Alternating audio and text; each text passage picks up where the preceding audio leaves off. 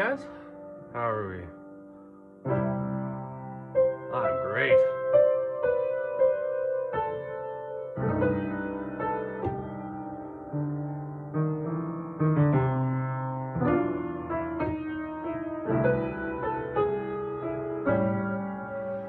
And today, we're in a bit of an interesting key.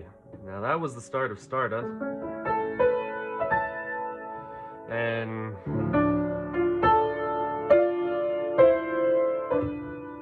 I hope it's been a happy Wednesday, but I wanted to play this song because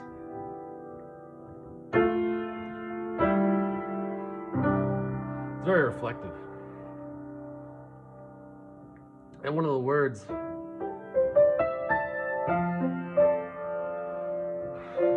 that it talks about is the stardust being memories falling from his mind, where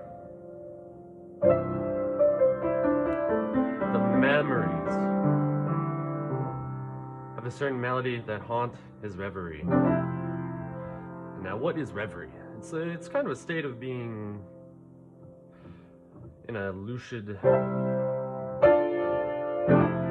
dream, well, just staying awake, like daydreaming, but it's more pleasant, contemplative, and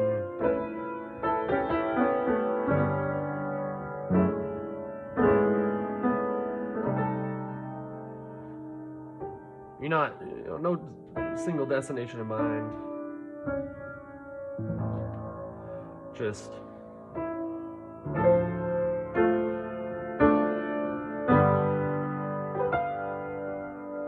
you're there. So let's get started. Hey guys. Now, Stardust. That's by Hoagie Carmichael. And it's a beautiful song where a certain melody, meaning a woman in his life, is haunting him, his reverie, his pleasantness, his content state of mind. And I like to think the loss of a relationship in terms of grief, because that's sort of what it is. You know, you're grieving somebody who in your heart has died, and though they're living, they're just gone from your life one way or another. And no matter what you can say, do, or think, nothing much will change that. So today's theme is kind of going to be on that sort of topic, but in a different way, where I like to think the melody that we should focus on, that he talks about in the song, rather than the lady, but the melody that God gives us in our heart. And what do you think that melody is? I think it's hope. He gives us hope that is unyielding. And we're going to read today's passage out of one of my favorite Psalms, Psalm 119. And we'll kind of jump here and there, but for now we'll do verse 50, where this is my comfort in my affliction, for your word has given me life. And we're out of God's promises today. So your word has given me life, and this is my comfort. The thing that's outlining these two verses, very simple verses. What is this? Well, you could say God, or in this case, I'm going to say the melody that he hums to us, that he sings, and we sing his praise. And in return, we just get this divine hope. Hope, that is this melody. And instead of letting grief haunt your mind, I think we should let another song play. And that song being the hope that God has given us through his Son, through his word, the Old Testament, the New Testament. And it's kind of just hope and discomfort.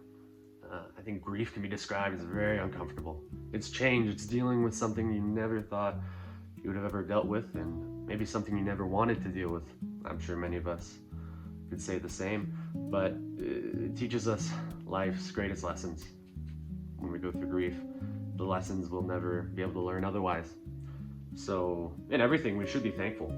And I think that's really what the Bible teaches us about, being thankful for things that God has breathed life into everything, And of course, our chief concern is glorifying God. So why be troubled by these things? Like in last episode, we talked kind of about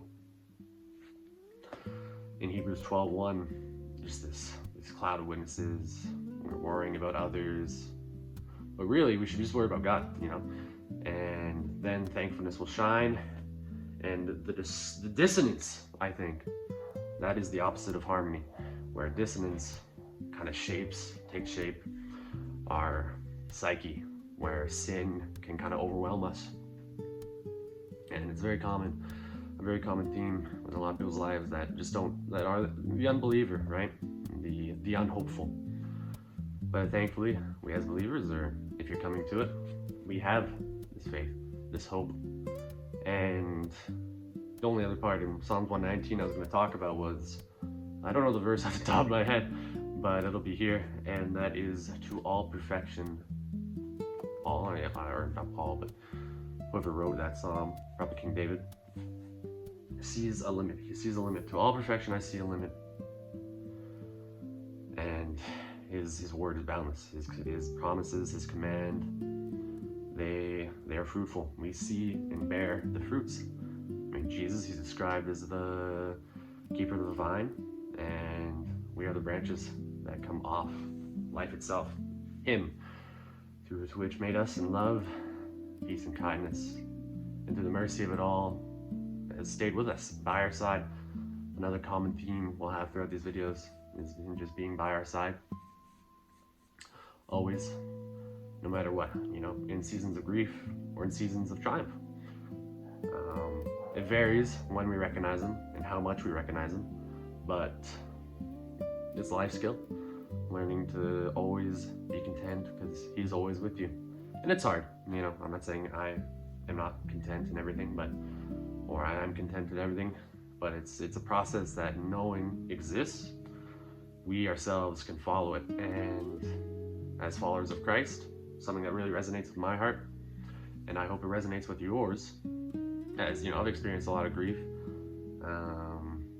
I guess most recently just grief from my health on but it's not like a bad thing, I suppose, because things are uncertain, but there is hope in Christ. So things are not uncertain, just intrinsically, sort of up in the air.